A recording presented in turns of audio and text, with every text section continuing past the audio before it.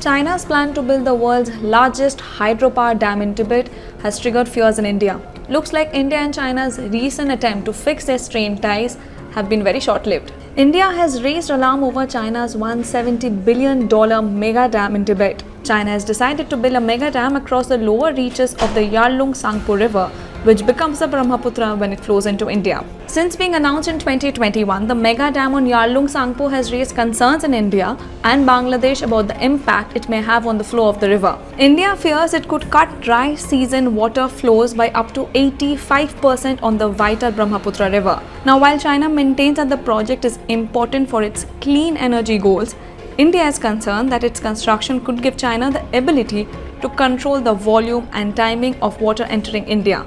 It can either release large water volumes which will then flood Arunachal Pradesh and Assam, or if China restricts the flow, it could cause massive droughts. Now, Arunachal Pradesh Chief Minister Pema Khandu said that the dam was going to cause an existential threat to our tribes and our livelihoods. It is quite serious because China could even use this as a sort of water bomb. When completed, the project, also known as the Motua hydropower station, will overtake the Three Gorges Dam in China as the world's largest and could generate 3 times more energy. According to Xinhua news agency, China has officially begun construction. The dam is being built at the Great Bend, where the river makes a U-turn in Medok County before entering India at Yarlung in Arunachal Pradesh. The river is called Siang in Arunachal Pradesh, and India's External Minister S. Jaishankar raised concerns to his Chinese counterpart Wang Yi when he came to India on August 18. The Indian government is implementing measures to safeguard the lives and livelihoods of citizens in downstream areas, which included building a dam. Now, this recent update has prompted Delhi to fast-track plans for its own dam to mitigate the effects.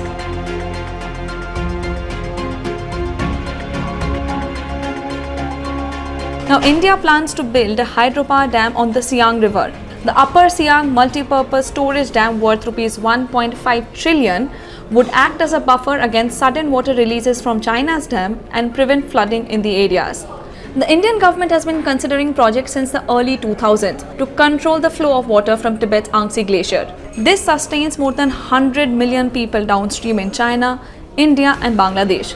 India's initiative aims to counter potential risks from China releasing massive volumes of water downstream, particularly when the dam operates at its minimum drawdown level, where water is stored at less than 50% of its height. According to reports, India is weighing a plan to maintain 30% of its dam capacity empty at all times to absorb sudden water surges. But the plans have been hindered by fierce and occasionally violent resistance from residents of Arunachal Pradesh. This has been due to concerns over displacement, loss of ancestral land and environmental degradation. In May, angry locals attacked workers who moved surveying materials near the village of Barong, damaging their machinery and destroying a bridge. However, the Indian government has told anti-dam protesters in Arunachal Pradesh that a counter-dam is needed to mitigate the risk of China flooding their lands. Now, the presence of 2 giant dams in a Himalayan region with a fragile ecosystem and a history of devastating floods and earthquakes poses serious threats to millions of people who live there and further downstream, caution experts and climate activists.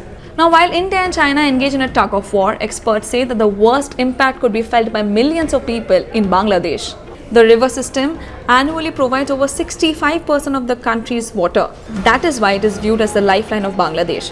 Chinese authorities and state-run media portray these dams as a win-win solution, reducing pollution when producing clean energy and boosting livelihoods for rural Tibetans. However, activists argue that the projects represent yet another instance of Beijing exploiting both Tibetan communities and their natural resources, noting that previous demonstrations against such developments have been swiftly suppressed.